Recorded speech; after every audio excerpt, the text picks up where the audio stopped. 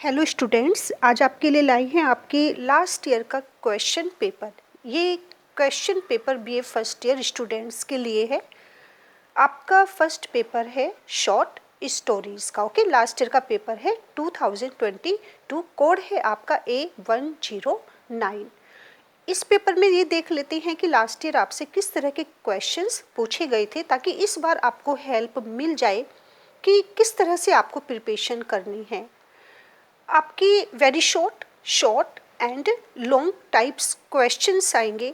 ये section A आपका based होगा वेरी शॉर्ट क्वेश्चंस। और देखिए ये आपका 10 आपको क्वेश्चंस दिए जाएंगे, इसमें कोई ऑप्शन नहीं होगा और आपको सिर्फ इसमें 1 मार्क मिलेगा, राइट। क्योंकि 1 मार्क मिलेगा तो आपने इसमें ज़्यादा लेंथी नहीं लिखना है। आपसे जो क्वेश्चन पूछा जा रहा है आपने सिर्फ उसका उतना ही आंसर देना है।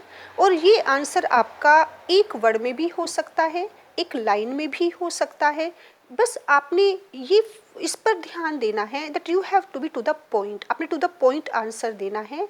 आपने ज़्यादा लेंथी नहीं लिखना, या आपने इधर उधर का कुछ भी ऐसा आंसर नहीं देना कि एग्जामिनर फिर इरिटेट हो जाते हैं। क्योंकि आप कितना भी ज़्यादा लेंथी लिखें, आपने सिर्फ एक ही नंबर आपने इसमें गेन करना है। गुड। अटेम्प्ट, देखिए section A, the very first question, attempt all the parts, answer must be very short. Students इसमें बहुत ज़्यादा लेंथी लिख देते हैं, तो देखिए यहाँ पर बिल्कुल क्लियर लिखा हुआ है answer must be very short. जब हम कहते हैं वेरी शॉर्ट तो इसका क्या मतलब होता है कि जो आपसे एग्जामिनर पूछ रहा है आपने सिर्फ उतना ही आंसर देना है, ना कम देना है ना ज़्यादा देना है। आप पर डिपेंड करता है कि आप चाहे तो अपने आंसर में क्वेश्चन की लैंग्वेज भी ले सकते हैं, राइट। जो भी जिस भी टेंस में आपसे क्वेश्चन पूछा गया है चाहे तो आप उसकी लैंग्वेज भी ले सकते हैं एज इट इज़, या फिर चाहे आप अपना सिर्फ आंसर लिख सकते हैं। ये डिपेंड करता है इस बात पर कि आपके पास कितना टाइम बाकी है। The very first question, which is the big house in the village कृतम। Which is the big house in the village कृतम। ओके, आपने सिर्फ इसमें आंसर बताना है कि कृतम विलेज में सबसे बड़ा घर कौन सा है या किसका है। तो यहाँ पर वो किससे बना हुआ है, तो सिर्फ आप आंसर इतना लिखेंगे that the big house in the village कृतम is the house of the village head. Okay, जो विलेज के हेड हैं वो उनका घर है। सबसे बड़ा घर कृतम हाउस में किसका है, विलेज हेड जिसे प्रधान बोलते हैं उनका है। और एक यही ऐसा घर है, this is the only house in the whole village that is made of brick. जो किसका बना हुआ है, ईंटों से बना हुआ है। या हम कह सकते हैं कि एक ही पक्का घर है पूरे विलेज में जो किसका है, उस गांव के हेड का या उस गांव के प्रधान का है। हाउस, आप देखिए बस इतना भी आंसर आप लिखेंगे तो आपको पूरे नंबर मिलेंगे, क्योंकि आपका आंसर बिल्कुल करेक्ट होगा। House of the village head, right. और आप इतना भी लिख सकते हैं made of brick. The big house in the village कृतम is made of brick. Oh, the big house in the village Kritam is the house of the village head and it is made of brick, right? तो आपको आप अलग अलग different language में आप कुछ भी लिख सकते हैं, लेकिन आंसर देखिए आपका यही होगा। आप अपनी लैंग्वेज में इसे दे सकते हैं answer. Second one is what has usual breakfast of मुनि। मुनि का यूजुअल ब्रेकफास्ट कौन सा है, क्या है। What has usual breakfast of मुनि। तो आप सेंटेंस की लैंग्वेज भी ले सकते हैं that the usual breakfast of Muni is cooked millet and a raw onion. और आप अगर आपके पास टाइम नहीं है तो आप बस इतना भी लिख सकते हैं cooked millet and a raw onion. Okay, RAW raw onion. तो ये भी आपका करेक्ट होगा। Where did the drumstick tree grow? Where did, अब देखिए आप जब आंसर देते हैं तो आप ये ध्यान रखना कि आपसे किस टेंस में क्वेश्चन पूछा जा रहा है। तो यहाँ पर आप ये लिख सकते हैं the drumstick tree grew in front of Muni's house. The drum stick, आप यहाँ से आंसर लेना स्टार्ट करेंगे और जिस भी टेंस में पूछा जा रहा है आप उसी में आंसर प्रोवाइड करेंगे। तो अब आप इसका अगर पूरा आंसर लिखेंगे तो किस तरीके से लिखेंगे? The drum stick tree grew in front of Muni's house. और आपके पास टाइम नहीं है तो आप सिर्फ इतना लिख दीजिए, इन फ्रंट ऑफ मुनीज हाउस। ये भी आपका पूरा बिल्कुल सही आंसर होगा और आपको पूरे नंबर मिलेंगे। What happened to Muni's rest of the flock? What happened? Okay, मुनीज की जो बाकी जितनी भी उनकी फ्लोक थी उसके साथ क्या हुआ? What happened to Muni's rest of the flock? That is, अब देखिए आंसर बस इतना भी लिख दीजिए, was killed by pestilence. Was killed by pestilence. आप चाहे तो यहाँ से ले सकते हैं, Muni's rest of the flock was killed by pestilence. Fifth one is, how did Muni perceive the American? Muni perceived the American as a policeman or a soldier. Okay, यहाँ से लिया आपने answer, Muni perceived the American as a policeman or a soldier. और आप अगर sentence नहीं लेना चाहते तो बस आप आंसर में इतना ही लिखना, आप policeman or a soldier, right. पूरा 1 मार्क आपको मिलेगा। Then sixth one is, describe the railway track near the tunnel. Railway track ये आपका सेकंड चैप्टर है, उसके क्वेश्चंस हैं। फिफ्थ जो आपके फर्स्ट 5 क्वेश्चंस हैं वो आपके बेस्ड हैं आपके फर्स्ट चैप्टर आर के नारायण पर, और ये आपका सेकंड चैप्टर के सारे 5th क्वेश्चंस हैं। Describe the railway track near the tunnel. तो देखिए ये आपका आंसर लिखा है, लेकिन आप इसे अपनी लैंग्वेज में भी लिख सकते हैं।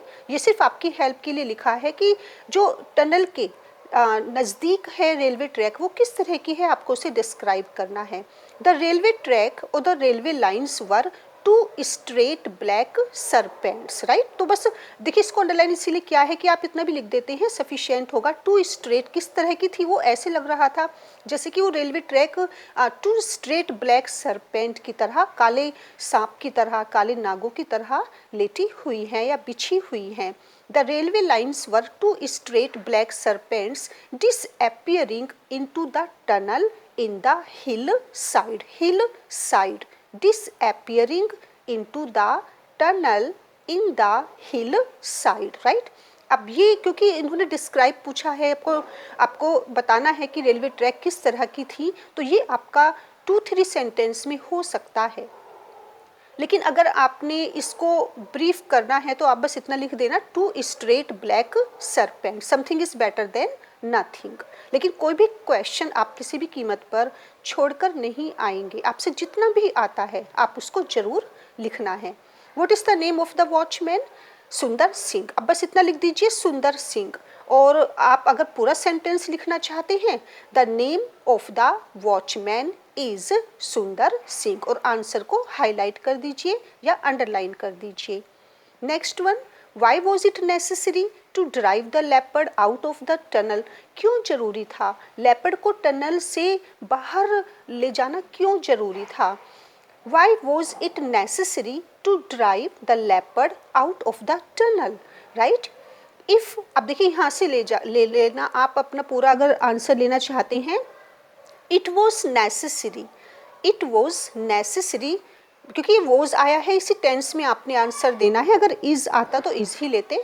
It was necessary to drive the leopard out of the tunnel if it was not drawn. Okay, और आप यहाँ से भी ले सकते हैं, आप इसको रिपीट मत कीजिए। जो भी आपके क्वेश्चन की लैंग्वेज है, आप सिर्फ आंसर यहाँ से लिखना भी अगर शुरू करते हैं तो भी आपका करेक्ट आंसर होगा। If it was not drawn out, अगर इसको बाहर नहीं निकाला जाता, बाहर लेपर्ड को नहीं लिया जाता, it would be crushed over and killed. तो ये क्या हो जाता, ट्रेन से क्रश हो जाता और ट्रेन से ये इसकी डेथ हो सकती थी। If it was not drawn out, it out of the tunnel. Okay, फिर देखिए इसको समझ लीजिए। If it means leopard, if the leopard was not drawn out of the tunnel, it would be crushed over by the train and killed. Got? Describe the hut of the watchman. अब watchman की हट को आप fewest words में describe कर सकते हैं, क्योंकि ये ध्यान रखना कि ये शॉर्ट क्वेश्चन नहीं है आपका, या आपका लॉन्ग नहीं है, ये वेरी शॉर्ट है। तो आप इसको बहुत ही कम से कम वर्ड्स में आप इसको डिस्क्राइब करेंगे और ये सफिशिएंट होगा। The hut of the watchman, his हट और the hut of the watchman was about 50 feet from the entrance to the tunnel. Okay, it was the hut of the watchman or his hut was about 50 feet from the entrance to the tunnel। Last one काफ़ी simple है, इसे बताने की जरूरत नहीं है, हर student को ये पता है। फर्स्ट चैप्टर है आपका, who is the writer of the story a horse and two gods, and the answer will be R K Narayana. अब देखिए आपने आंसर लिख दिया आर के नारायणा, और आप ऐसे भी लिख सकते हैं the writer of the story a horse and two gods is R K Narayana. Good, ये थे आपके वेरी शॉर्ट क्वेश्चंस, और इसमें आपको कोई भी ऑप्शन नहीं मिलेंगे, मीन्स आपको 10 ही मिलेंगे और 10 का ही आपने आंसर प्रोवाइड करना है। अब चलते हैं सेक्शन बी पर।